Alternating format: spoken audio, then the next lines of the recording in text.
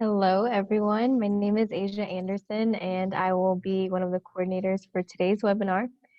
Today is the second session of our three-part racial equity teach-in series. Our topic today, why communities of color must unite in the fight for racial justice. Those of you who are able to join us the first session, welcome back. And if you are new to this series, welcome. Thank you all so much for joining us. I'm going to go over a few housekeeping things, and if you have any questions at any point, you can just let me know. For those of you who need Spanish language interpretation, at the bottom, kind of on the right side, you'll see a little globe icon there that will allow you to switch through languages throughout the entire session. And if you have any questions, then please feel free to use the chat or the raise hand function. I will be able to respond to you or get to any questions, and most of them will be answered after the presentation part of the webinar. We will also be posting links here throughout the program. So please feel free to also share your own resources that you think will be helpful for others. And if you have any questions, like I said, please chime in. You can use the chat function or raise your hand. And I think that's it for housekeeping. Next, we will be hearing briefly from the Executive Director of Working Family Solidarity. Thanks, Asia. So my name is Leone Jose Bicchieri. I'm the Executive Director of Working Family Solidarity. I'm going to have a couple of brief things to say, and then we're going to get right into the presentation. So what we want to do, especially because we have a limited time to talk about communities of color, we're not going to be able to talk in depth, of course, about every community and how each of us can all work together. So tonight we're going to focus a little bit on the main work of Working Family Solidarity, which is African American and Latino community coming together as sort of a case study, but then we're going to be hearing from folks from all different groups. So partly because of that, we wanted to start this session by saying a couple words around a Native American land acknowledgement for the Chicago area. Okay, and then I'll say a couple brief things about Working Family Solidarity, and then we'll get right to Benetta Standly, our main presenter. So I'm going to read a couple things about a land acknowledgement. We would like to acknowledge that Chicago resides on the traditional territories of the three fire peoples, the Ojibwe, Odawa, and the Bodewadmi. The area was also a site of trade, gatherings, and healing for more than a dozen other Native tribes. We recognize that indigenous peoples are the traditional stewards of the land that we now occupy living here in the Chicago area, and that they were here a long time before Chicago got its name, before it was a city, and many Native Americans live in this area still today. As we work, live, and play on these territories, we ask that we always try to do the right thing and to right the historic wrongs of colonization and state violence and support indigenous communities' struggles for self-determination and sovereignty. Now, I'm going to say a couple things about Working Family Solidarity and then introduce Benetta. I appreciate you all being here. I saw a list of the participants as we were getting ready to start the webinar, and I always do this. I started to write down several names and I was going to recognize you because you're amazing activists.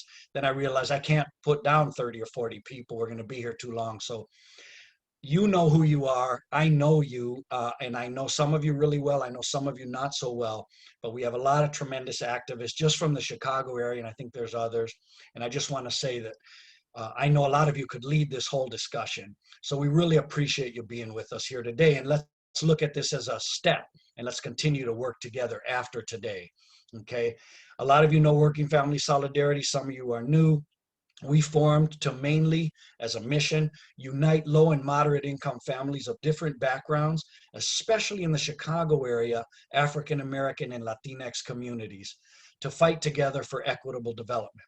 And we focus primarily on the areas of jobs and housing, but that means we have to do a certain amount of work around immigration, civil rights, and criminal justice issues. So I'm going to leave it kind of short today. We're going to be doing some other racial unity dialogues I'll mention at the end. I will then say, first of all, thank you very much to Asia Anderson for being with us and doing a great job. I also now will introduce our main presenter, personal friend of mine, comrade of mine, colleague of mine. I'm an admirer of hers, Benetta Standly. She resides in Atlanta, Georgia. We met a bunch of years ago.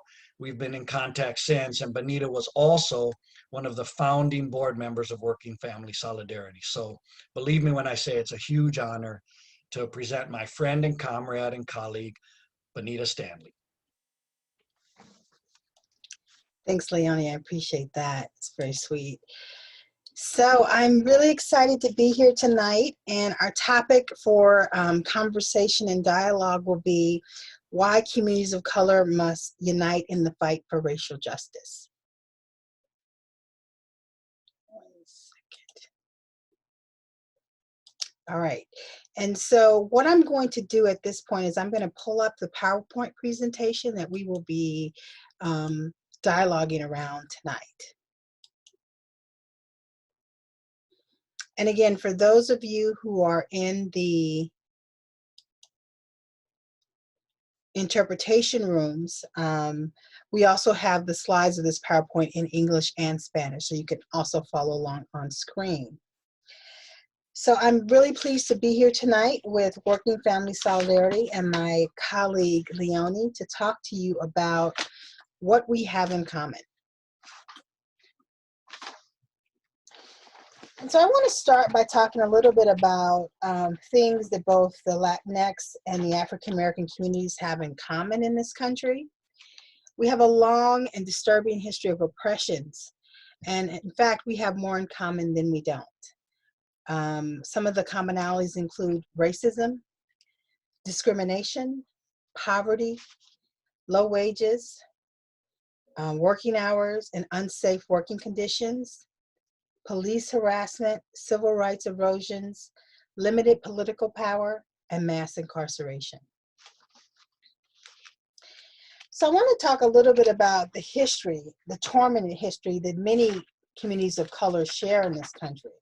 And I could not start this conversation off without mentioning the First Nation people of this country whose land we are on today. And many of us often talk about the founding of America, and people bring up the name of Christopher Columbus, but we all know that that's not true, because this land was in fact inhabited by the First Nation people before Christopher Columbus, quite frankly, got lost. And they endured warfare, forced treaties, they were removed from their land through the Trail of Tears, their families were separated, their children suffered education discrimination, where there was a forced removal of culture in those schools. They were forced and interned onto reservations, and they were also persecuted by the United States Army. Now, in terms of the Latinx community, the first 300,000 Mexican immigrants arrived in this country in 1848 through the Mexican-American War.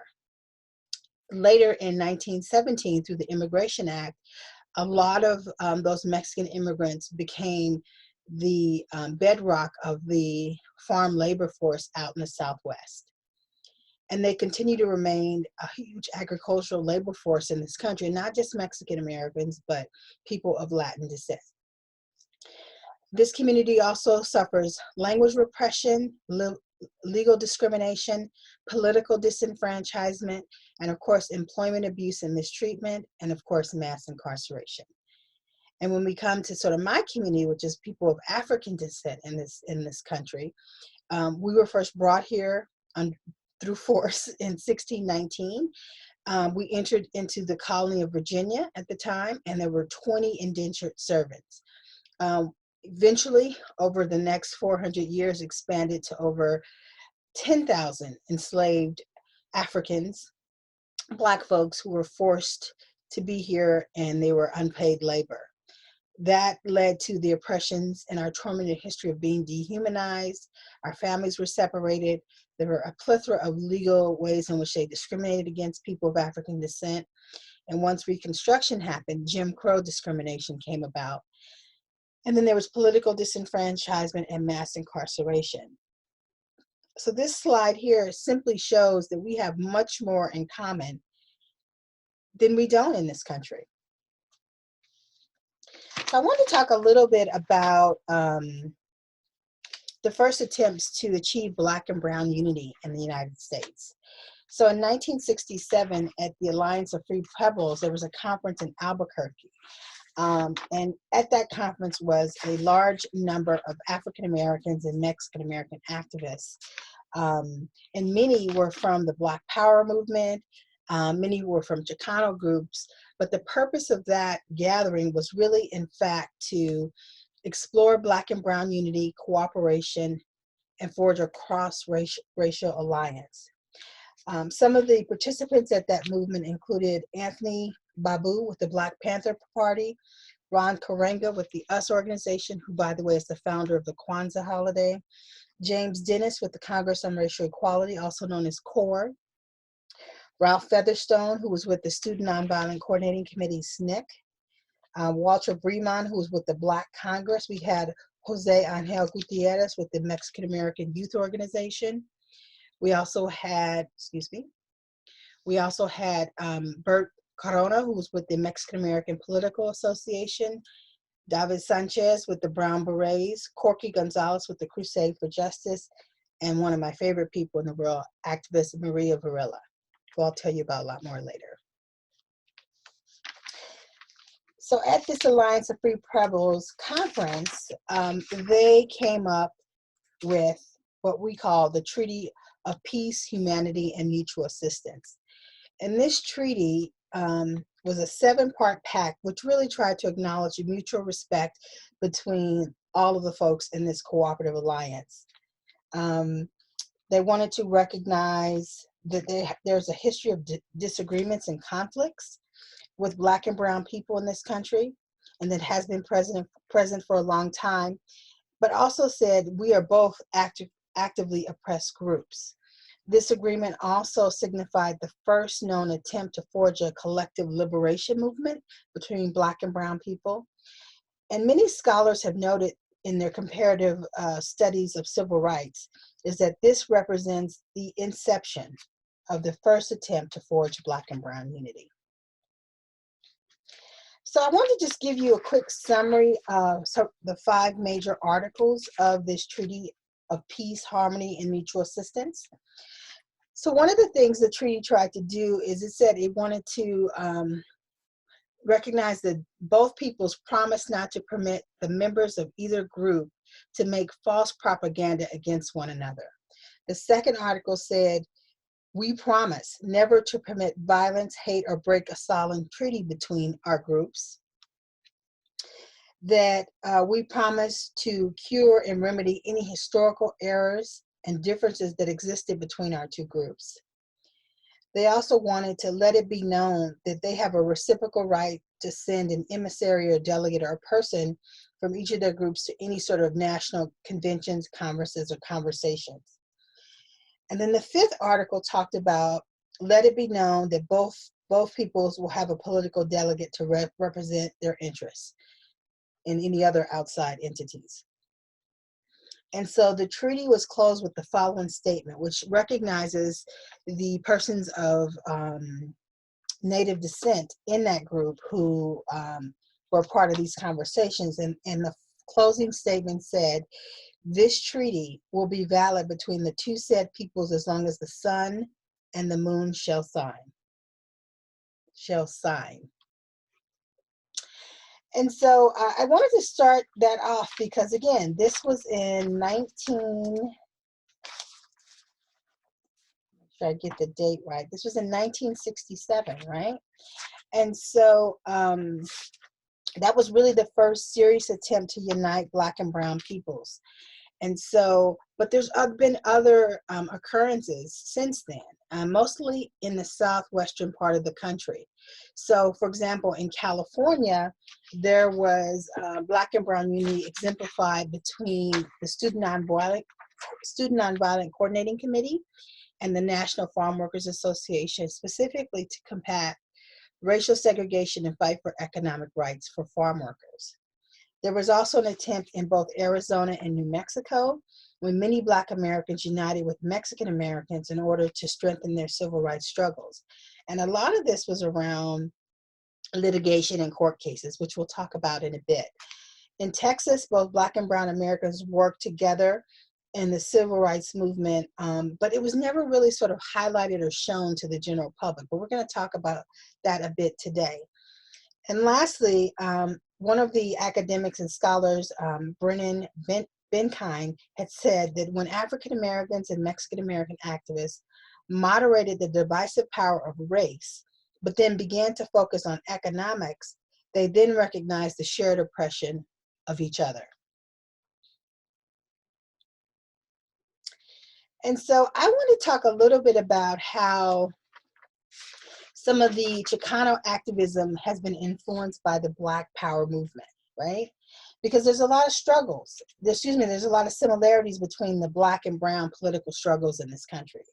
So in 1968, there was a newspaper called La Raza, which claimed the following between the relationship and the struggle of Black Americans in the Chicano communities. And it reads, quote, "Our oppressions are one, our dreams are one. Our demands are one. We suffer as one. We react as one, and we struggle as one." So this position was a considerable shift from previous generations, because typically in some communities, in the Latinx communities, specifically in the Mexican identity, there were some that sort of preferred to identify as white as opposed to of Latin descent. And so there was a little bit of a semblance happening. So this was a really sharp contrast when people recognize, really, we are one, our struggles are one, our demands are one, we react as one. So this was sort of a new and incredibly impressive shift. There was a study conducted with Mexican Americans in the 60s and 70s in East Los Angeles, which is my hometown, Los Angeles, where basically Mexican Americans said they favored cooperation with Black Americans in 1972, which they didn't necessarily do in 1965. And so they concluded that when one takes into account the traditional animosities that mar the relationship between Black Americans and Mexican Americans, that the fact that Mexican Americans prefer to cooperate with Black folks 7 years later was quite an impressive finding. And so I want to talk a little bit about some young activists and some of the work that they were doing surrounding school segregation and school discrimination. So in Los Angeles, school desegregation became a focal point for Black and Brown unity, not only in the 70s, but also in the 60s as well. So specifically in the 1960s, 80% of Black students attended schools that were predominantly Black. Similarly, not 50% of Mexican American students attended schools which were predominantly Mexican. So basically the schools were still segregated, right? And this is at least another 10 to 15 years after Brown v. Board of Education. So the schools were definitely overcrowded, meaning the Black schools and the Mexican American schools were overcrowded. They were poorly funded, whereas the white schools were newly built and were not even filled to capacity. But they were crowding our children into these schools that really didn't have resources and had actually too many students in there to serve them properly, right? So in 1968, something happened. It was called the Chicano Walkouts. And this happened in Los Angeles at a specific, at a bunch of high schools in the Los Angeles Unified School District, where tens of thousands of students protested the unequal conditions that Mexican American students were facing.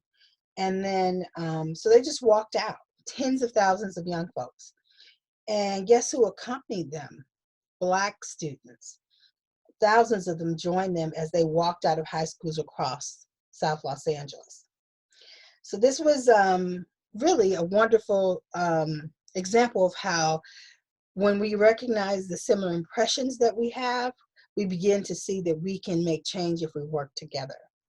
So there's another academic, another scholar named Daniel Martinez Hosang, who said that Black American Black and Mexican American parents and students were often the lead plaintiffs in litigation related to educational adequacy and reform. And I should probably say educational inadequacy, because the schools were not equal, in court cases throughout the 1970s. So I just talked about the Chicano Walkouts, but let me tell you specifically a little bit more detail. So yes, the Latino or Latinx students were facing unequal treatment, and this walkout was a protest of that. But specifically, these kids were being punished for speaking Spanish on school property. They were not allowed to use the bathroom at lunch, and the guidance counselors and the teachers were actively discouraging these students from going to college. So it was not a welcoming space for these students.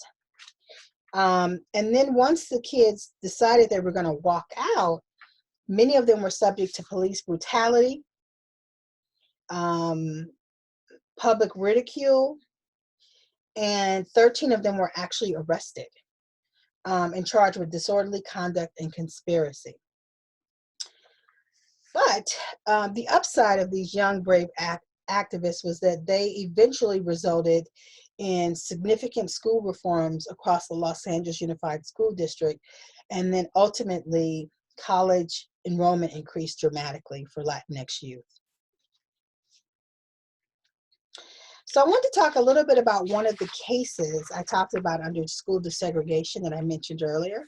So in 1945, and I want you to pay attention to that date, right? So in 1945, Mexican-American parents sued several California school districts, challenging the segregation of Latino students into separate schools, right? So, and you should know that most of these cases occurred in Orange County, California. Orange County is probably one of the wealthier counties in Southern California, and it's overwhelmingly white. So the California Supreme Court ruled in the favor of parents, in this case called Mendez versus Westminster, arguing that the segregation violates these children's constitutional rights. And so again, this was in 1945. The Brown v. Board of Education case was in 1954. So the Mendez case was definitely one of the things that the African American communities borrowed and learned from to win Brown v. Board. So this was a precedent-setting case in Mendez versus Westminster.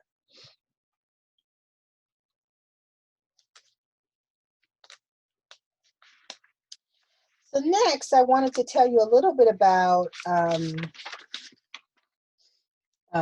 a wonderful man that most of you in Chicago already know about, and that would be Harold Washington. So in 1983, this was a textbook example of Black and Brown unity, specifically in Chicago, because Black and Brown voters united, and it led to the election of Mayor Harold Washington. Unfortunately, after Mayor Washington died in 1987, that's when the Black base was split over which alderman they wanted to succeed Washington, while the Latinx community were sort of set adrift. They didn't really know who to vote for, and really became victim to the city's infamous Democratic machine, which really exploited that they didn't know sort of where to go with their vote. And so, as you know, Richard Daley defeated Washington's successor, and basically he did that by pitting Black folks against brown folks, right? And he eventually replaced any Black official or some Black officials who were in office with Latinx officials. But this was really a tactic to just keep us apart. It forestalled our unity.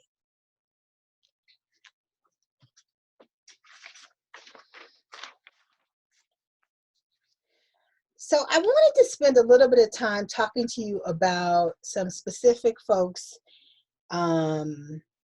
current living and in the past, who have been with us, who I feel are sort of very strong examples of Black and Brown unity. And I think maybe one or two of them you may have never heard of. So I'm going to start with Arturo Schoenberg. And anybody from New York, Cedric, I see you in the chat, you will recognize this last name. So Arturo Schoenberg was actually born in Puerto Rico, and he was a very prominent figure during the Harlem Renaissance. And for any students on the line, if you can tell me in the chat what the Harlem Renaissance is, I'll give you an extra point. But Mr. Schoenberg moved to Harlem in 1891 when he was 17, probably, you know, the age of some of the students online here tonight. He was a self-proclaimed Afro-Borinqueno. Did I say it right, Leonie? Borinqueño. Borinqueño, thank you, sir. Who later helped form the National Society of Historical Research. And the reason why I point that out is because the National Society for Historical Research is really sort of one of the founding tenets of what we know today as African American Studies or Africana Studies. He was also dedicated to a bunch of other major causes, including the liberation of Cuba and Puerto Rico at that time from the grips of Spain. So Schoenberg actually created and has a center in Harlem in New York named after him called the Schoenberg Center for African American History and Culture, which every time I go to New York, I go through there. They have amazing art and history. So when you're in New York, check them out.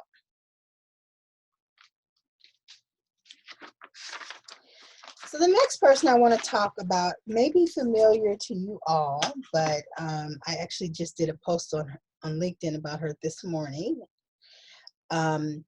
is Dolores Huerta. She's one of my personal sheroes. And as you know, in 1965, Ms. Huerta worked with Cesar Chavez to form the United Farm Workers Union in Delano, California, which became the largest and most important farm worker union in the country. Huerta became the first woman to lead such a union, and it was under their joint leadership that the United Farm Workers joined a strike started by the Filipino grape pickers in Delano, California. So this grape boycott became one of the most significant social justice movements for farm workers in the country. And so because I love her so, I have to put another picture of her up. This is a picture of her from last year. She's actually 90 now. She had a birthday party maybe about 3 months ago, virtual online, and I attended and I was thrilled, and she was doing shots. I loved it. So in last year, she was approached by the Black Organizing Project out of Oakland, California, and to she talked with him about the problems we're having in public schools in this country, specifically the school to prison pipeline. And she basically made a statement, and she stood in solidarity with them, and she said that we need to really work to get police and school resource officers out of our public schools because they're imprisoning our kids, meaning Black and brown kids, at higher rates, right? And also First Nation kids.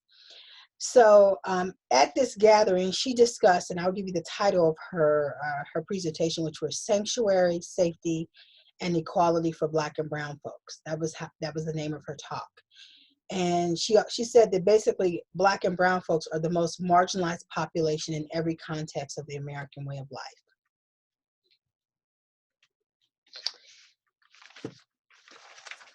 And because I told you guys I love her, so I give you another picture. And so just this year, right after George Floyd was killed, she made a statement, and then the YouTube clip is linked below. We don't have time to view that clip, but basically she continues to fight for Black and brown unity, and she's been a vocal supporter of the Black Lives Matter movement. And she specifically talked about George Floyd, Breonna Taylor, and Ahmaud Arbery. So she continues to be active at the age of 90, right? So she's just an amazing example of what Black-brown unity looks like for us.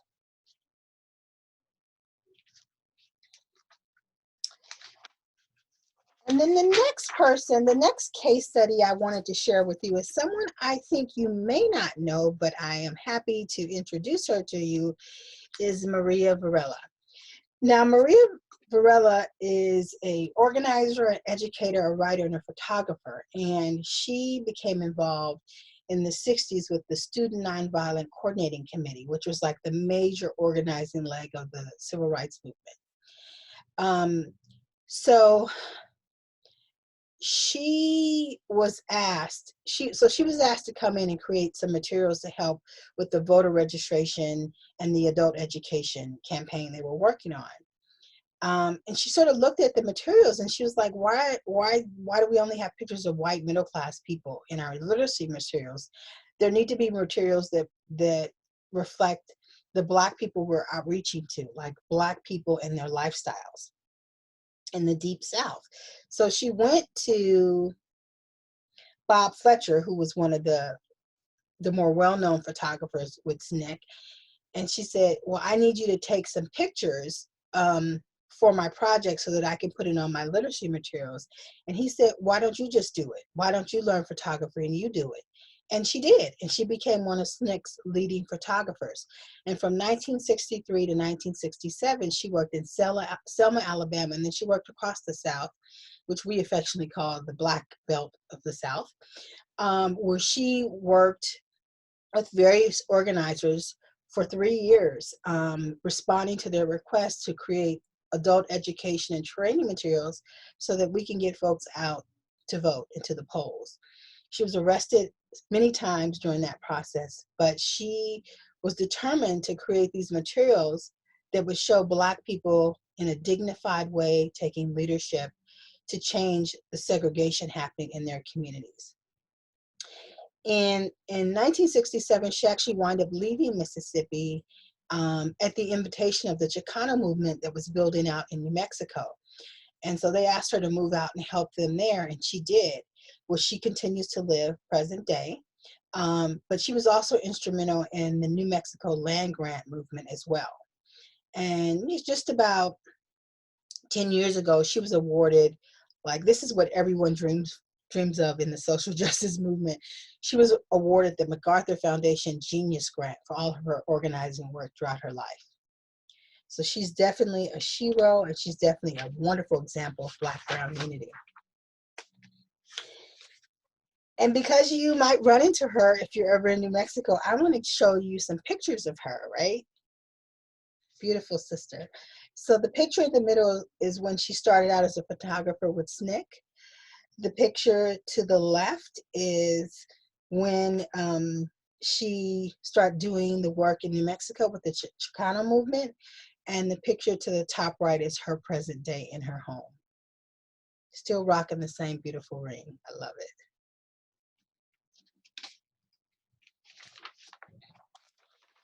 I want to talk a little bit in terms of my final case study. I want to talk about the city of Chicago.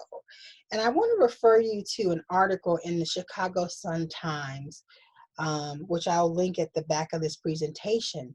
But I'll start with a quote. This is from the person who wrote the article. All too often in Chicago, Latinos and African Americans fight for scraps, quote. We often have to accept slumlords as landlords. We often don't know where to turn when our wages are stolen. And often when Black folks join the workforce, they have to fight against stereotypes of being called lazy. When Mexican Americans or other Latinx community members join the labor force, they get exploited for cheap labor. And these things can make people angry, but we often place the blame against each other for sort of where we're sitting and where our lot is in life. Some Latinx peoples even, join the chorus of whites who talk about Black folks being a threat to their safety or their economic stability or mobility. But what we really need to understand is that we have a lot more in common, especially as poor and working class people and in our neighborhoods. Many folks in Chicago started out with no money and no place to live. And many have encountered racism that, quite frankly, dehumanizes us. So this is still occurring in Chicago, which is why it's important organizations like Working Family Solidarity do the work they do to bring us together. So I'm going to shift a little bit here, and I want to talk about strength in numbers. But I want to first start talking about the US population, sort of where we are today and where we're headed. So right now, as of January 1st, 2020, there were 33 million Americans. 59% of those were white, 19% are Hispanic or Latino, 13% are Black, about 6% are Asian. Whites account for, whites who are under the age of 18 are the minority right now in this country. 21% of households in America speak a language other than English. Only 83% of Americans hold a high school diploma, meaning many are not college educated. And in 2018, generally the average income for households across this country was just over $32,000. So that's where we're sitting right now. Those numbers are stark. $32,000 is not a lot to manage a household with a couple children. Many jobs require a college degree if you're going to be well paid at that job. And the fact that 21%, or almost a fourth of our country, speak a language other than English at home says that we have more people of different backgrounds in this country than we like to admit. So let's talk about a little bit about where we'll be 10 years from now in terms of the population. So January 1st, 2030, right? In 10 years, there'll be 350 million Americans in this country. The number of whites in America will drop to 55%. Hispanics and other racial minorities will be the main demographic engine for population change, which means we're going to be the communities, the peoples that are going to be growing in numbers in this country. Now, there's new statistics put out by the Brookings Institution, which is linked below in the footnote, says that the nation will become minority white by 2045. So I'm going to repeat that. By 2045, white folks will become the minority in the country. During that year in 2045, whites will drop to 49%. Hispanics will jump up to near 25%. Blacks will increase slightly at 13%. Asians will jump up to closer to 8%. And multiracial, mixed race families will jump up closer to 4%. So I'm just going to show you these numbers in a pie chart, right? Same numbers. The whites are gray. So they will be just under half of the population in 2045. And all these colorful groups on the left side are the people of color. We will be topping off closer to 51% at that time.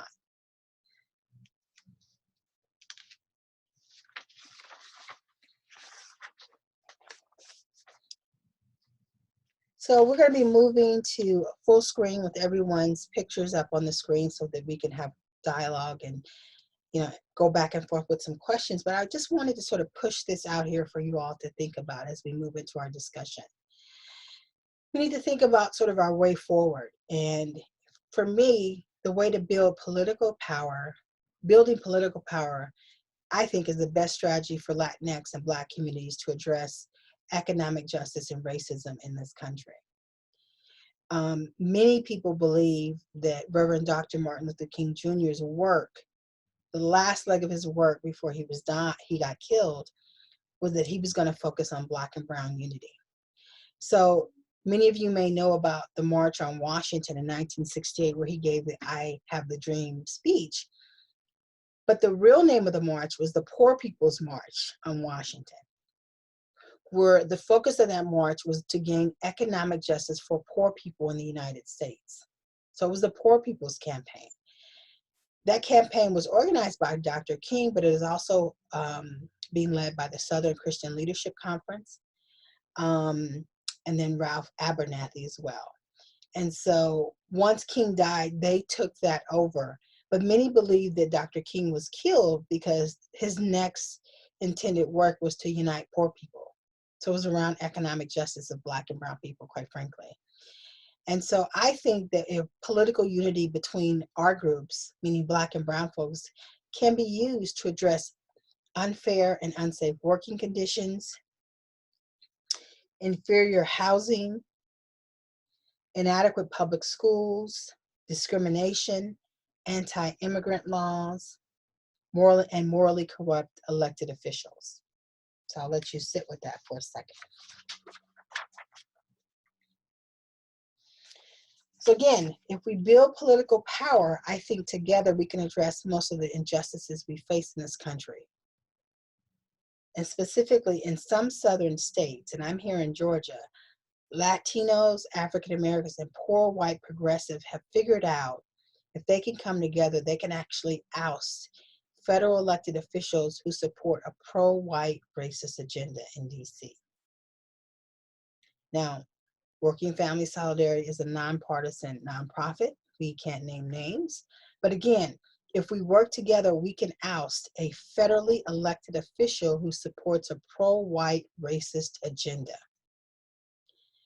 And I think minority groups in Chicago should see and understand their potential too. They can do the same thing in their city. And we understand that the late Mayor Harold Washington understood this well, and he understood it decades before we did, right? So in the 1980s, because Latinx progressives turned out and helped elect the first Black mayor in Chicago. The Black folks couldn't have done it alone. It was the Latinx community that helped us make that a reality in Chicago. And so through Mayor Washington's success, he helped pave the way for people like Chuy Garcia, who recently ran for mayor as well. So I just wanted to make sure you all had my contact information. It'll be linked in the chat if you ever need to reach out to me. But I wanted to also quickly mention the article in the Chicago Sun-Times I talked about, which was written by Marlene Garcia, so you should check that out. And that was just a couple months ago. And then there's also a book that I would recommend you check out called Black and Brown Relations and Stereotypes. It was published about 10 years ago, but it's really quite timely. It remains timely. So that's it for me. I'm gonna toss the mic back to my colleague, Leonie.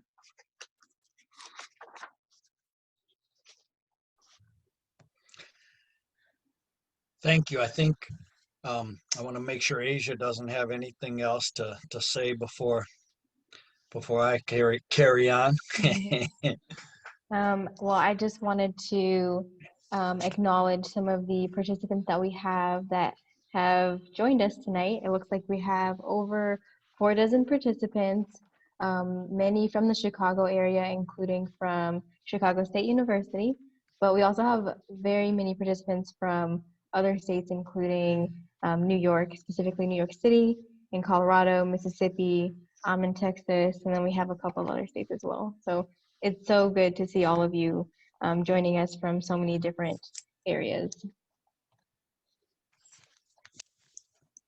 And we did actually get a number of great questions that I'm going to ask in kind of the order that they were received in.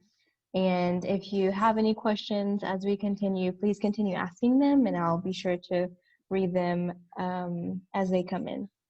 So are we ready for the first question? Okay, great. The first question that I have is, how can we break down walls and fear between our brown and Black people in mixed communities of color? You want to go first, Benetta, or you want me to start? Sure, why don't you start and I'll chime in. Okay.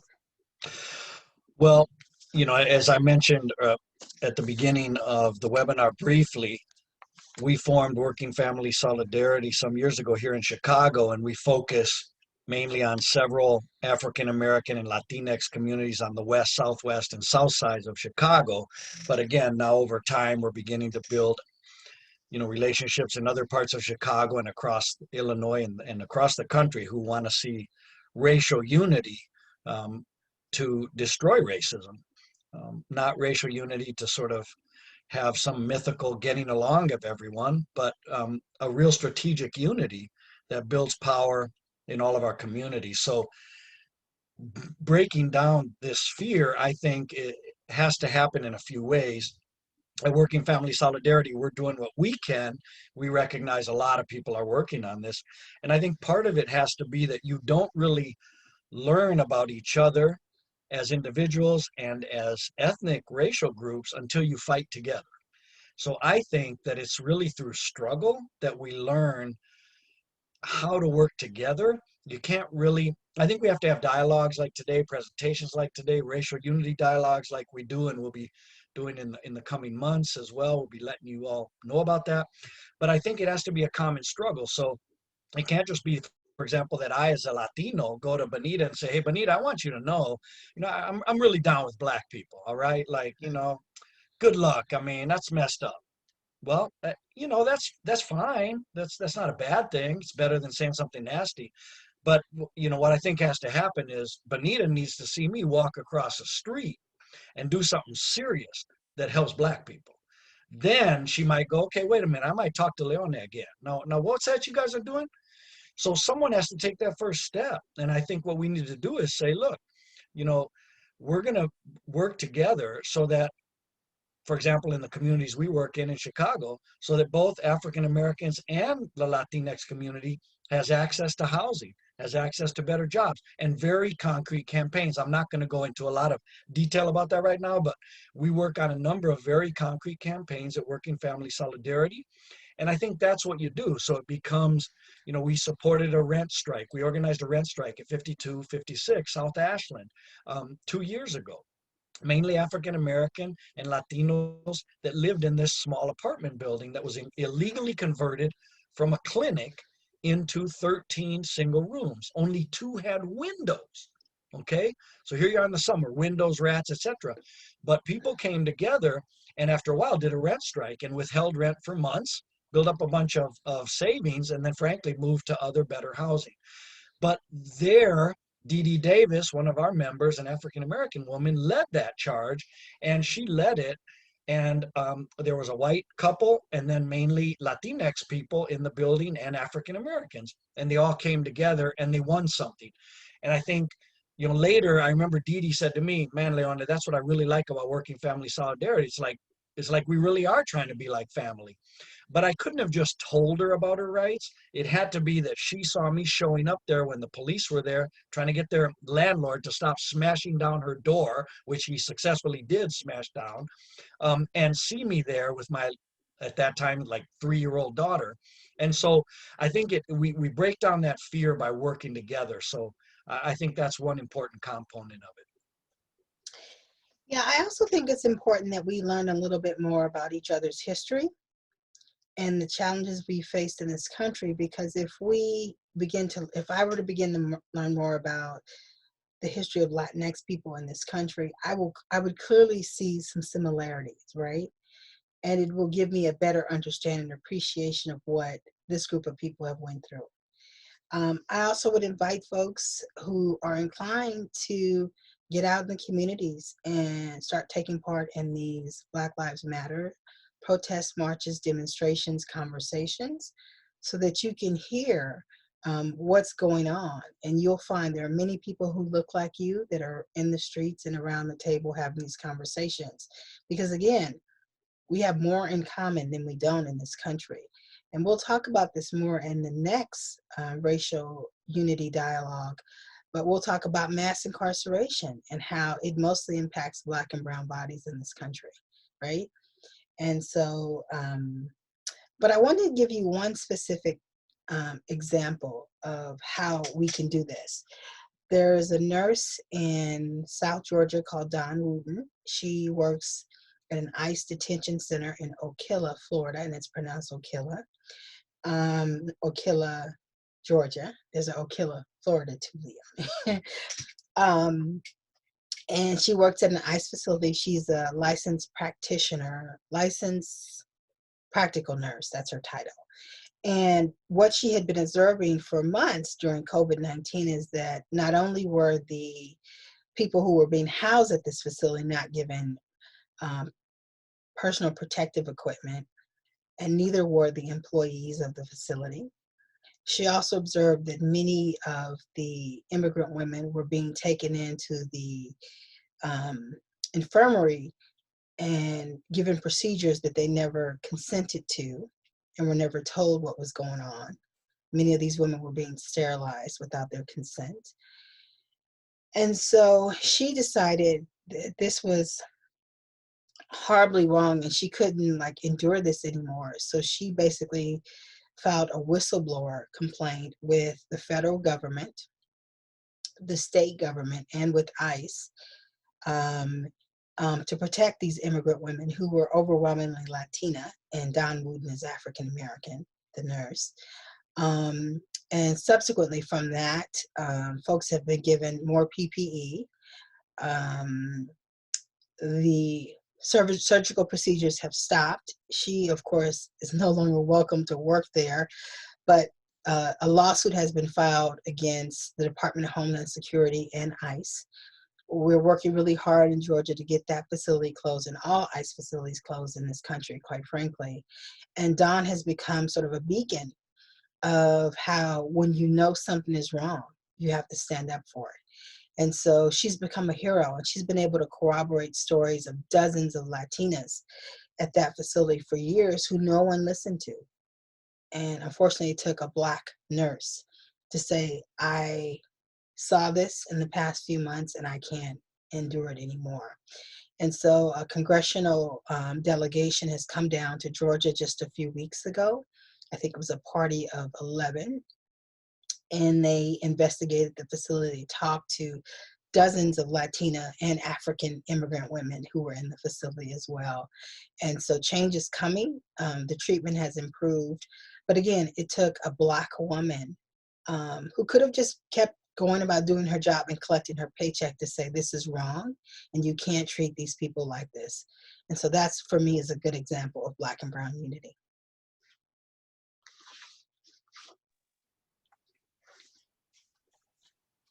I think we have another question.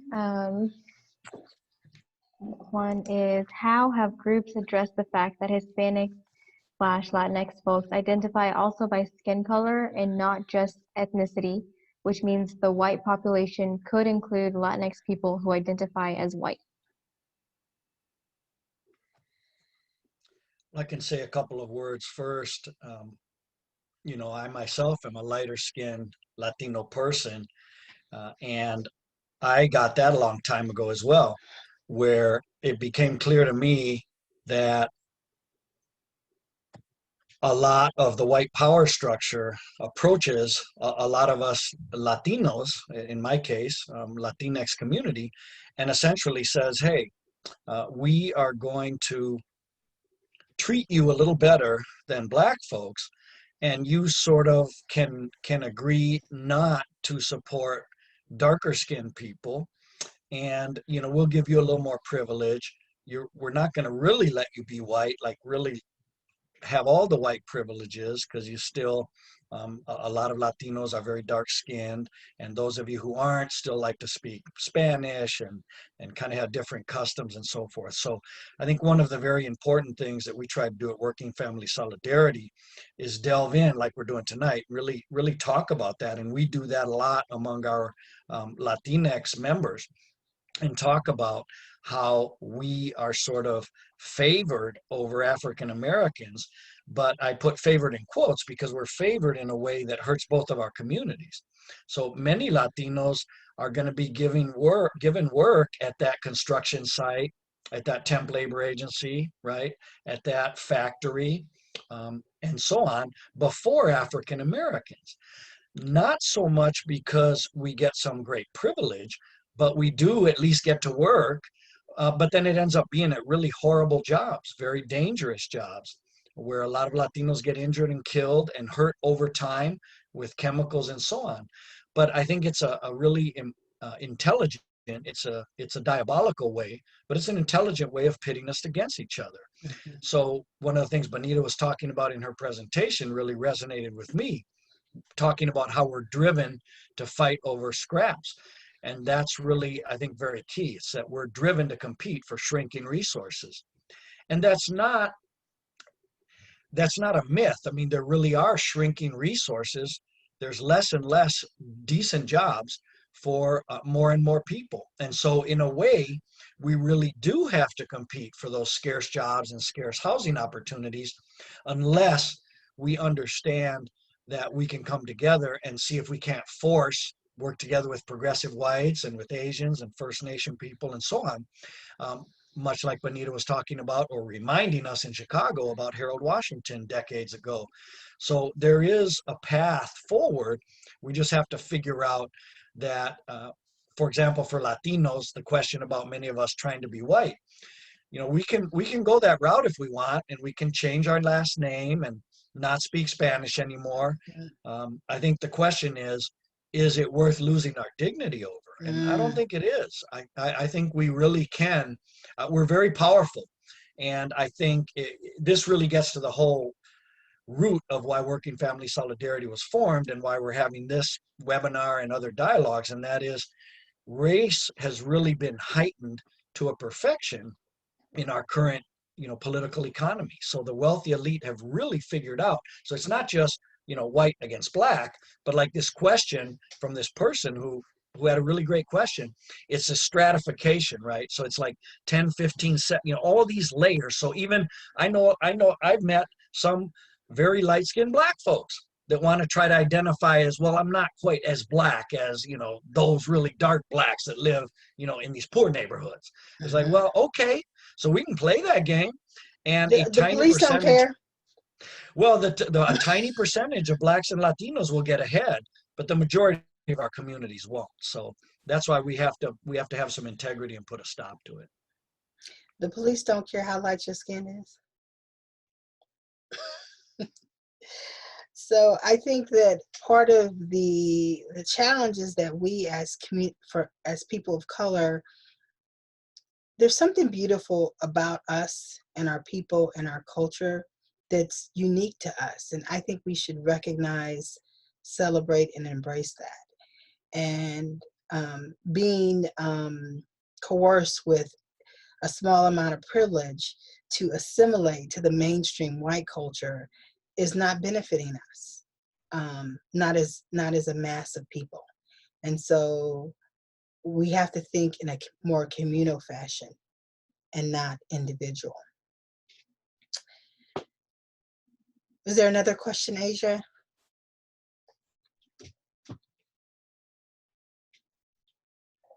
Okay, this time I actually have a comment that will kind of segue into the next questions, but participant said, I think it's important to share the true history and background information from the older generation to the youngest generation so that there is a solid foundation on where we come from and where we stand. Yeah, for me, that gets to the, if I can just say something about that comment really quickly, I mean, I think that gets us to, I think that's a great comment, first of all, whoever had it, because I think we're seeing how this all works together. I mean, Benetta's presentation laid it out, and now we continue to see that it's our educational system. I think that's what this, for me, it points to that, right? And there's a reason. So like, this is a really good question. In a way, you can reframe this and say, well, so why don't we learn the things that Benetta just talked about? And I think we all know the answer, because when we figure out how, in a way, it's like incredibly simple. A lot of folks have seen like It's a Bug's Life, and you see all the ants, right? And the grasshoppers are only a few, and they say, look, when these ants have figured out that there are like so many of them and there's just a few of us, we're gonna have problems. And it's very similar, right? When we, and I will say even before racially, just when we low and moderate income people, so I'm opening the door for all European Americans as well. If we can identify more whites in this country live in poverty than African Americans or than Latinos. Now, a greater percentage of us, Latinos and African Americans, live in poverty because we're a smaller percentage. But whites are not doing well in the United States. So they have to think they have privilege, and in fact, they do have. But low and moderate income whites have very little more privilege than we do, but that's so important. And so what this question or this comment is talking about to me is we don't know. So what Benetta just talked about in her presentation, the vast majority of Latinos, we don't know those things. We probably never even heard of Brown versus the Board of Education, let alone other things that came before it that were from our own people, from Mexican Americans. And so unfortunately, I think the very wealthy elite in this country understand that knowledge is power. And there's a real important reason why we're not taught about the similarities in our communities and the similarities of our struggles over centuries and the last few decades as well. You know, what strikes me about that comment, Asia, is that intergenerational conversation, intergenerational dialogue is deeply embedded in both the Latinx and the Black community. We have a huge respect for our elders. They pass down our family history, our identities, you know, our cuisine, you know, our culture, our practices.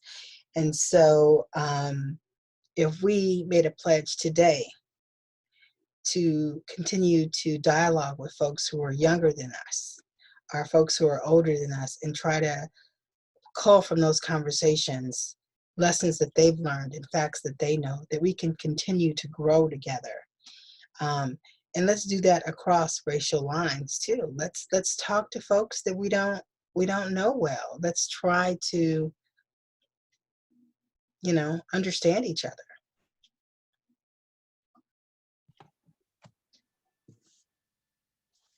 Okay.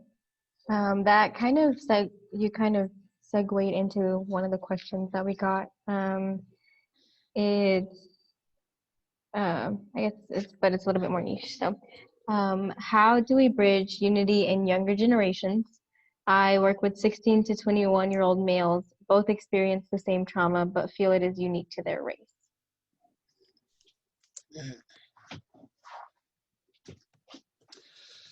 Well, you know, I'll say a couple things. I mean, here in Chicago, one of the reasons that we decided to call our organization Working Family Solidarity instead of sort of Workers United or you know, African Americans and Latinx Community United or something like that, we wanted to say the word family specifically, Working Family Solidarity.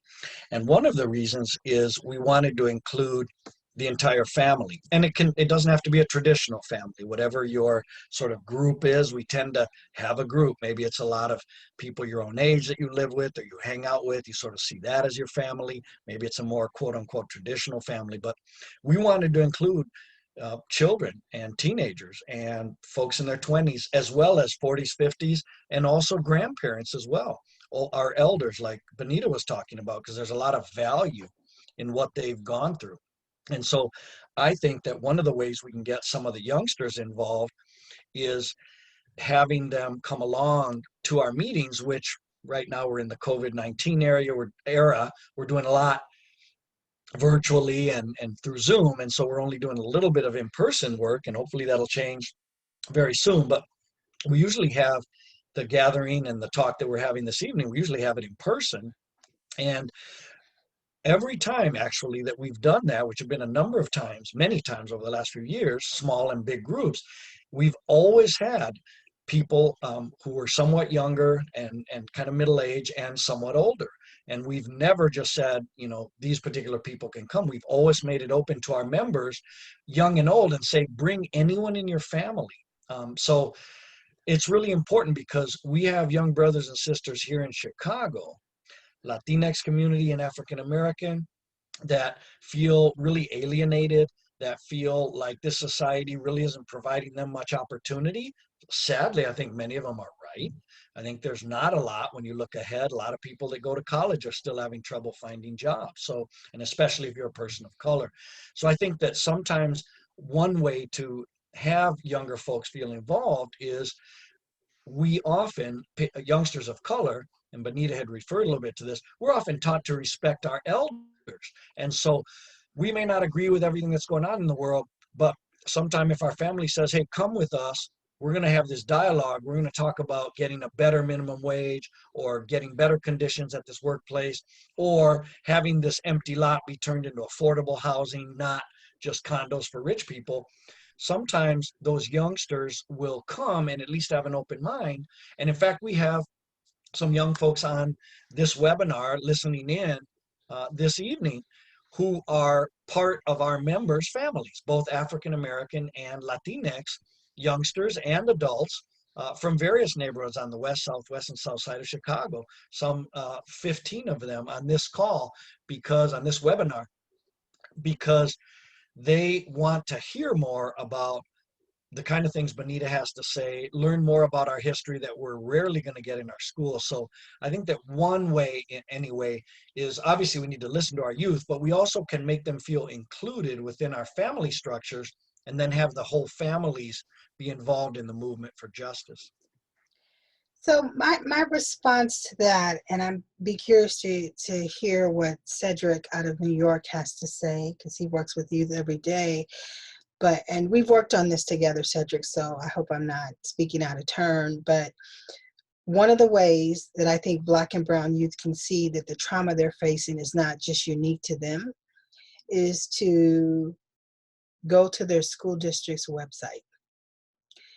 And I want you to go to the website and pull up the reports, which are required by law to be published on the website, and look up the number of suspensions, the number of expulsions, and the number of arrests. They have to list them by age, by gender, and by race. Look at those numbers and they'll tell you that it's predominantly Black and brown males who are suspended, expelled, and arrested. And that is not by accident. So the amount of oppression, discipline, and violence you face in schools is not unique to you as a Latinx male. And it's not unique to you as a Black boy. And I would say Latinx girls, Black females, and First Nation kids too. We are the majority of folks who are getting harsher discipline and punishments in public schools on purpose. And then if you want to take that a step further, which we'll talk about more on the 28th, is you need to go to your State Department of Corporations website, Department of Corrections website, and pull up the number of inmates or prisoners, and they will tell you by race, by gender, whether they're in a jail or whether they're in a prison. The overwhelming majority will be Black and brown bodies, trust me. So the amount of harassment that you face on the street when you're just trying to go to the store or walk to school or go to the park to shoot some hoops, and you get harassed by the police as a Latinx male, that's the same trauma and police oppression that Black males face, right? So what you're facing is not unique. And so what my challenge would be, particularly for the young folks on the line, if you now know this information and you were to share this information with other kids, you guys are better equipped to challenge the system and the discrimination you face, and to sort of know what the obstacles are ahead of you and try to work around it.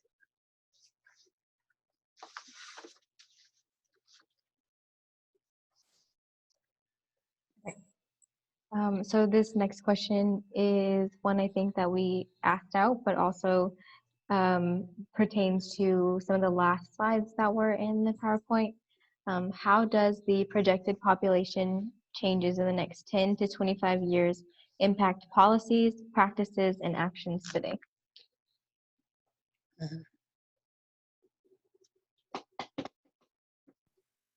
Well, I'll say something first. What comes to me is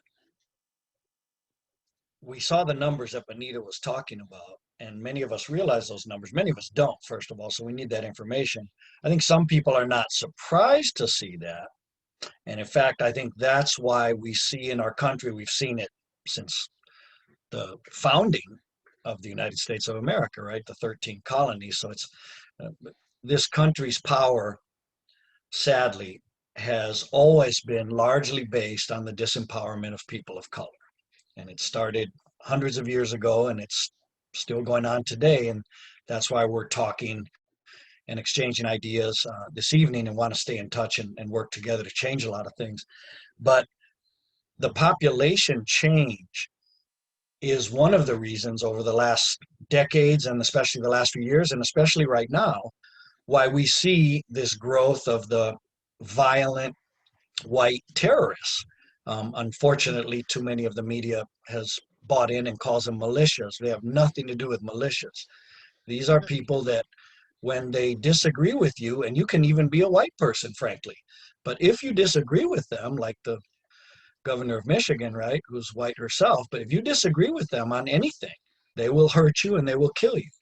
And a lot of that movement, the violent movement and the sort of violent through speaking and violent just through getting people elected who do violence to us every day through these anti-human, policies, taking away healthcare and education and transportation and good jobs and so on. So a lot of the reason we're getting such a big backlash and more people openly talking about, sort of pro-white and sort of, make this country great again and so on and so forth, it's because they fear what Benetta was showing in the slides, which is people of color are becoming slowly but steadily half of this country. And in some years, we will be slightly more than half. And I think you see a lot of fear, and it's stoked by mainly political and other kinds of opportunists. So instead of telling folks the truth, which is the country's economy is in trouble because what was the latest statistic? Something like the 50 richest families in the country have the same amount of wealth as the bottom 165 million people, right? Mm. That's not Benetta's fault. That's not Asia's fault. That's not my fault. Right. And frankly, it's not a lot of other poor white miners in West Virginia's fault. But what white folks are told, even really poor ones, that your best chance of doing better is to support rich white people, as opposed to supporting other low and moderate income people who are white and who are also Latinx and who are also Asian and African American and First Nation. So if we look economically, class-wise, let's loosely call ourselves working families, right? We are the vast majority. But racism in this country has really, I've lived in a number of other countries and spent time in various parts of this country working in rural areas as well as urban. And really the wealthy elite in the United States have done an excellent job, a very unfortunately diabolical, but a really intelligent job of making sure that we're constantly worried about race instead of realizing that the amount of, pigment that I have in my skin is a really silly way to kind of figure out how we should all group together. And a much more intelligent way is to talk, like Benetta was in her presentation, about what we have in common economically. Black folks need a house. Real talk. I need one too, and so do white folks. So it's really simple, except that the racialization of our society has caused us to think so much about race that we can't think about anything else.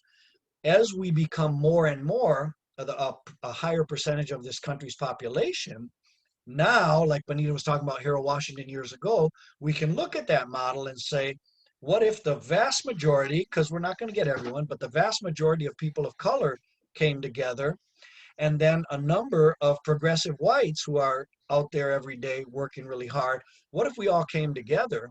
We could have tremendous power in this country.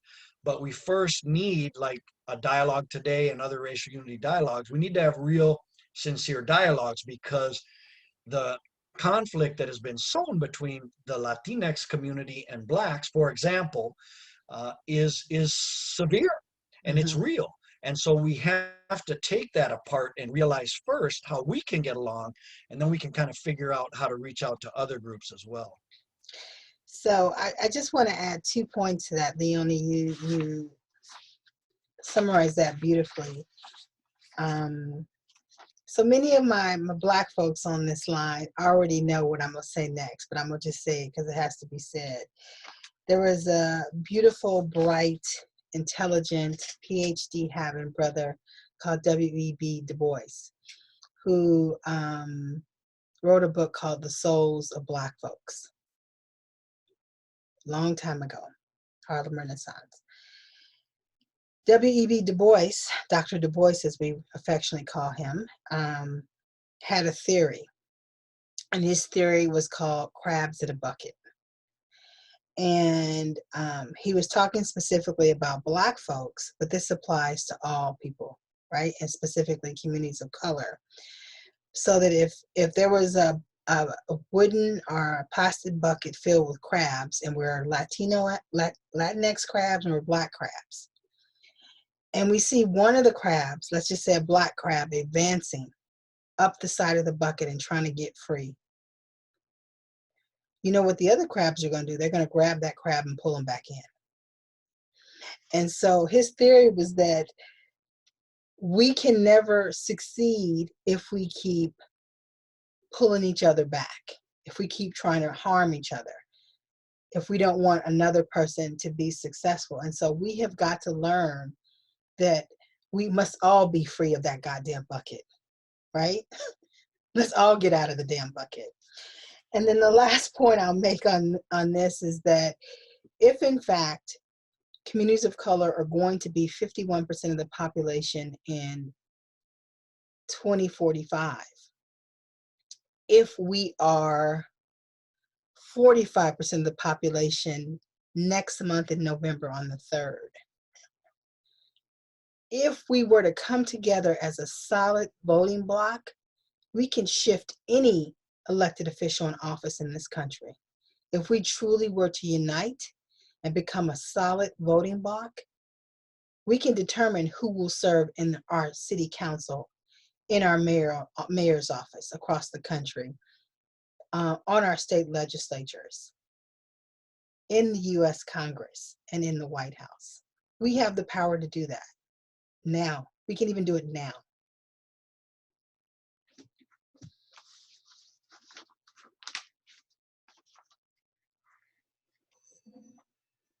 One of the last questions that I have is, how do we make the African American community aware of the ways in which we have been duped into fighting against each other? We are not aware that we can work cooperatively. Yeah, I mean, I think, just sort of building off this theme that we're seeing this evening, in Benetta's presentation and the different comments and questions, of which we probably can't get to all of them, this evening, but we're going to continue these dialogues and find ways to work together on concrete things. But the educational system, I think, makes sure that we don't learn about any of our histories, and not just going back hundreds of years, which is extremely important, but if you look at some of the dynamics in the Chicago area, a learning that we can do, and that's why Working Family Solidarity exists, because we want to be part of that education as we fight on concrete things together. So in our own membership base, for example, in Chicago, we have plenty of Latinx members who loosely agree that we should work with other people of other backgrounds, and especially African Americans, because those are the communities we're working in Chicago. And yet, if they're really honest in those moments of honesty, and I promote that among all of our membership, African Americans, Latinx, who are 95% of our members, and anyone else, which is, I'd rather you say what you're really thinking, if you can find a way to say it with some sort of respect and not in an ugly fashion, because you probably have some way that you're thinking about our community or another community, another racial community, that it's better if it comes out together when we're talking, so that we can understand how deep those resentments have been built up. So there are Latino members in our organization over the years that I've talked to who've confided in me that, yeah, I like this whole thing with Working Family Solidarities, that we work together with the Black folks, and usually we're speaking Spanish, but they say, ultimately they're going to be okay because they're going to get unemployment, food stamps, and all that stuff. So, if they don't get work, hey man, they probably like it. And, you know, I tell them, well, I don't think that's the case. Do you realize how much people get, right? I mean, you really are going to not have a good job with a pension and seniority and all these rights so that you can get a few $100 a month total with all the different things you can get for you and a bunch of kids? Of course you don't. But Latino immigrants, as they arrived to this country, especially Mexican folks, and I know this from my own family's experience, were told that don't worry, you guys work hard. The African Americans have all these entitlements. They're going to be fine. They don't even want work. They just have to act like they're looking for work today at this construction site, at this temp labor agency, at this factory. But actually, all they have to do is show that they tried to get work, they couldn't, then they get a whole bunch of money.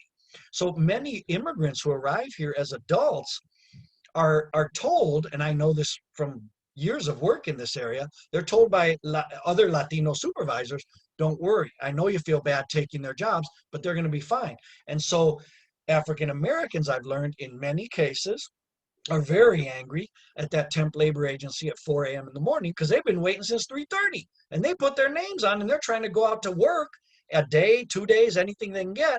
And wait a minute, how come these 3 vans are filled with 15 or 20 or 30 Latinos and I can't go out and I've been waiting here before them? What do those African Americans think? And I've been at those agencies and out on 26th and Trumbull and Little Village at 4 in the morning, many hundreds of times over the last 10 years. And what do the African Americans say? They don't say, I'm angry at that company or that temp agency or that independent contractor for not choosing me. They're saying, hey man, I'm gonna kick me some Latino ass, right? When I see those guys tomorrow in the parking lot, because they just took my job. They're not wrong, but there's a dynamic where if you follow the Latinos out to Carroll Stream, right, to work in a horrible place or in all kinds of places in Chicago, the Mexican women are sexually harassed. The men are called filthy names. They're not paid for all their hours. They do awful work. So it's like we Latinos have, quote unquote, won the right to be the preferred class of exploited labor over African Americans. So it breeds a lot of resentment. The African Americans, and I know several brothers on the South Side who have talked to me about how much it hurts them that they were union carpenters 30 years ago, 25 years ago in Chicago, at that time making $20 an hour, providing for their family, right? Pensions, benefits, you name it. And now they can't even get a chance to put in an application at that construction site 2 blocks from their house on the South Side. And when they go and look, they see 50 or 60 Latino folks, mainly Mexican workers and from other parts of Latin America, working for less than they worked for, 20 years ago and with no benefits. So that resentment is real. And for African Americans and for us Latinos, I think we really have to we can do a little bit of that today, but we got to do more of it in person. We have to have some real talks. Like we got to get, I hope you understand what I'm saying. We kind of got to get ugly in a controlled environment where we can say how we feel, not blaming each other, like a therapy, right? We're like a pit bull against a Doberman. We've been trained to fight each other, be it in the gangs in Chicago, or be it in the neighborhoods, or be it for that job, or be it for that housing. We are 2 attack dogs trained to fight each other while the master laughs all the way to the bank, right? And it's never us. So I urge both of our communities to ask ourselves, who gains when we're not united? And I guarantee you, it's almost never us. Right? It might be a couple sellouts from our communities, let's be real, right? We all know they sadly exist, but it will not be the vast majority of us. When we are united, like Benetta's examples and many others, a lot of us on this webinar can think of. Again, I've talked about this. There's some really distinguished activists on this call, and I appreciate you being here. But we can all think of those moments when the unity really scared, whether you want to call it the bosses, the heads of the company, the heads of the housing complex. But we see that fear in the oppressor, right? When we people of color don't buy that we're going to be played off that other group of people of color. So I think there really is strength in numbers, but we have to figure out what are we going to fight together for. And we can't just say what we're against. We have to say what we're for. And at Working Family Solidarity, we would like to propose that one of those simple and powerful things can be that we will unite as workers, working family solidarity. The vast majority of human beings on earth and in this country are low and moderate income families, including whites. They want to think they're really well off, but most whites are not economically very well off. They're 1 month away from being kicked out of their house for missing a mortgage payment, right? And they need to realize that we're their natural allies. But before we do that, people of color, workers of color, we need to figure out how we're going to look at each other as the most oppressed workers. Then we need to reach out to our white brothers and sister workers and see if we can build unity off that. Mm-hmm, mm-hmm. Yeah, I just like to just add one thing to that, Leonie. I just want to bring back up Reverend Dr. Martin Luther King, because really, you know, after fighting for a decade with mostly young activists, by the way, to get the Voting Rights Act passed and the Civil Rights Act passed, his next step was to focus on economic justice, right? And he did that by working with sanitation workers, right? And that was the start of the Poor People's Campaign. And so I think the way for Black and Brown people to work together going forward is through an economic justice lens. If we can have honest conversations where we identify power structures that are oppressing us both and identify them as the target that we wish to shift or change, that we collectively stand shoulder to shoulder with to push for change, then we have a fight in front of us. And if we're together, we can win it. When we're together, we can win.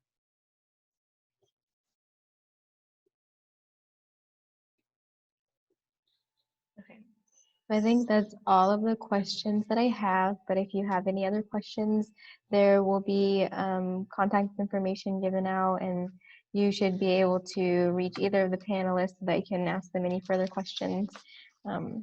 But I did want to go ahead and read a few of the comments that we got in. So we just asked for some overall comments on how you felt about the webinar, and some of these I wanted to go ahead and share with you. Several participants expressed that the session has educated them and are grateful for the dialogue. One participant said, "Thank you for this. I have been educated and reminded of the similarity of struggles."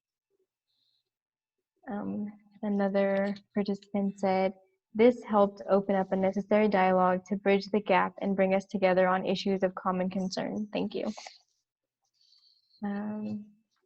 This has been wonderful. Thank each of you for such a rich, meaningful conversation. We can make change in this country. Let's come together, si se puede." This was outstanding. Thank you so much, in all caps. Thank you for a wonderful session. And I love this lady. Referring to you, Benita.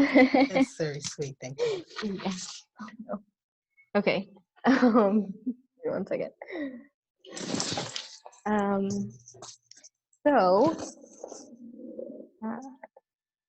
Sorry, like I said, if you have any other questions or comments, you can always send those individually. But I just wanted to thank you all so much for joining this important dialogue. And please continue to share your thoughts about the session in the chat.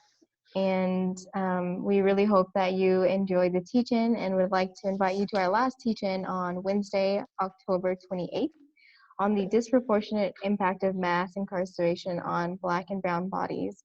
I did share some of the information, but you can find more information on the Working Family Solidarity website, www.workingfamilysolidarity.org. And to learn more about the last racial equity session in the series, it'll be on the website. There's an event page specifically for that. And then you can also learn more about Ms. Standly's background at www.stanleysolutions.com. Again, those will be shared with you.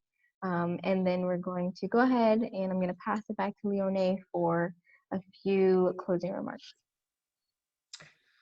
Thank you. Before I say a couple last things to finish, I just wanted to make sure that Benita didn't have any last thoughts, last comments, after hearing maybe some of the comments people had, or any last thing before I close it out.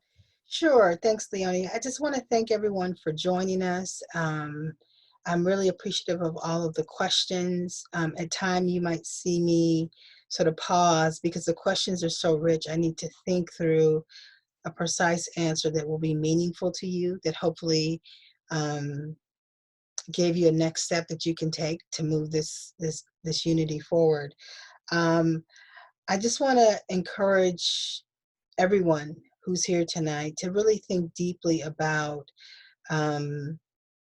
what it's like to stand in another person's shoes, and what they might be experiencing as they walk through the world each day, as we have to contend with what's going on in DC, and we contend with what's going on in our communities with the over-policing, what's going on in our public schools, what's going on with our local elected officials, and the inequitable distribution of resources in our community. I just want us to sort of step outside of ourselves and think about what the other person is facing, what other communities are facing. And once you do that, you will soon see that you're facing very similar situations. And that is an opportunity for us to work together. Thanks a lot. So I'll just I'll close with a couple of remarks. I mean, first of all, I want to thank Asia for helping to, help with the questions and the comments, and kind of keeping us going, and checking that out. And I'm, there's a lot more that are really, really rich. So many really great insights. And again, I said this before, middle, and I'll say it again now. I recognize a lot of people's names that I'm not going to read out, because then if I miss one, I'll feel horrible, and it'll also take a long time. But you know who you are, and you know what you've been doing in a lot of parts of the United States and in Chicago. So thank you, and let's stay in touch as we figure out what we do next. I want to thank Benetta, again, Benetta Standly, my comrade, my colleague, and great friend, and I've learned so much from her over the years. And we have so much more that we have to do. So we're lucky to have, I feel like in Chicago, we're lucky to have this great sister in Atlanta, and what a historic alliance, right, between Chicago and the South. So hopefully we can deepen that.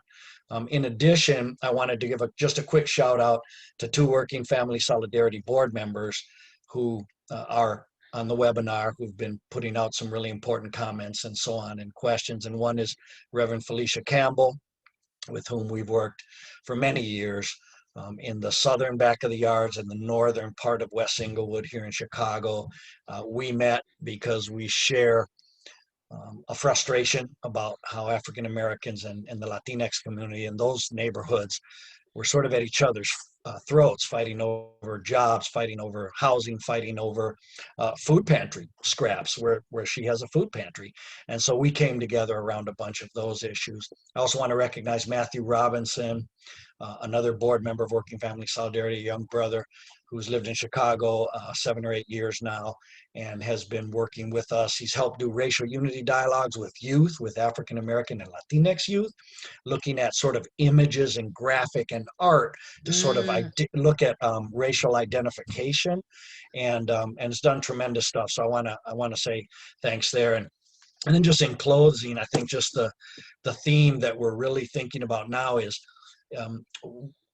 how we work together, and what it means to be in solidarity, and what it means to really have change and respect. And I think Benetta talked about very openly that we should look at what it means to have economic respect, right? Because, so my family, for example, my mother's from Mexico, my wife's from Mexico. We speak Spanish at home with our kids here in the Pilsen neighborhood of Chicago. Ultimately, I really don't care if folks that live in my neighborhood don't like me. Like, I could give a serious damn, right? Like, if they're like, hey man, I don't like that Latino family, they should speak English at home. I don't care. I sleep great at night. I really don't care what they think of me. I'm not trying to get them to like me. The problem is their dislike of me and my family creates obstacles to us advancing, right? So that's the problem. We're not trying to be accepted by anyone, right? With that, don't worry about all that integration and acceptance stuff. That we don't need that. We should be wherever we are. We should have a place to live. We should have a job. We should have health care. transportation, right? We're not trying to get anyone to like us. And frankly, between Blacks and Latinos, I think the question, are we really trying to like each other? And I'm not saying that's not the highest form that we can get to morally, but in the meantime, a lot of us get up at 4 in the morning, go to work, get back at 4, 5, 6 in the evening, get something together, and then go to bed. We don't have always the time to analyze, right? Like we are tonight. And so with a lot of poor and moderate income workers, especially of color, we need to have dialogues that are built around some of the things Benetta was talking about. So real campaigns around improving our economic situation, right? So if certain folks don't like us, but we have a place to live, decent job, decent transportation, decent healthcare, decent educational opportunities, then we can work on that respect. But we need to have the ability to survive as families. So that's why we call ourselves Working Family Solidarity. We hope we can continue to get to know you all a lot better. And if you're not a person of color that's been on this webinar or who might listen to it later, I hope you'll hear what we're saying.